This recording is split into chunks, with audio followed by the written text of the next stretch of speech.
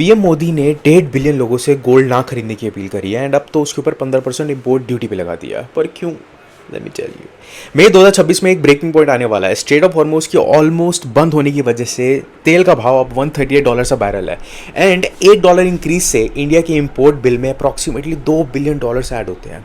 अब हमारे पास चॉइस ये है कि या तो कंट्री का इंजन चले जो कि है ऑयल, जो एक नेसेसिटी भी है, या फिर हम गोल्ड बाय करते रहें जो एक लग्जरी है और इसका डायरेक्ट इम्पैक्ट हमारे फॉरेन एक्सचेंज पे पड़ता रहेगा।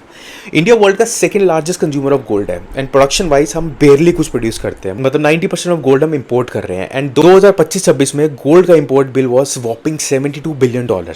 हम लोग इतना गोल्ड खाते हैं यार, अगर हर घर से सोने की कैलकुलेशन करी जाए तो इंडिया के पास इतना गोल्ड है कि वो जापान की $4.2 ट्रिलियन इकोनॉमी को भी पार कर जाएगा।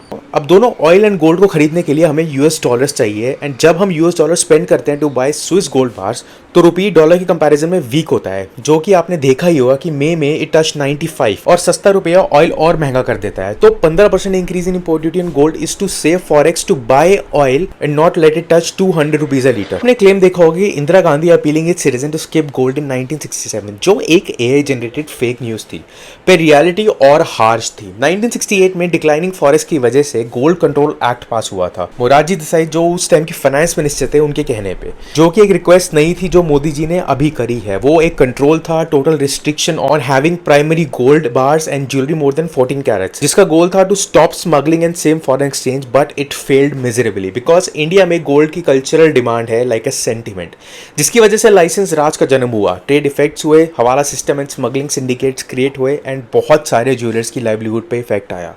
So Modi ji is imposing 15% import duty is a better option as compared to what happened in 1968.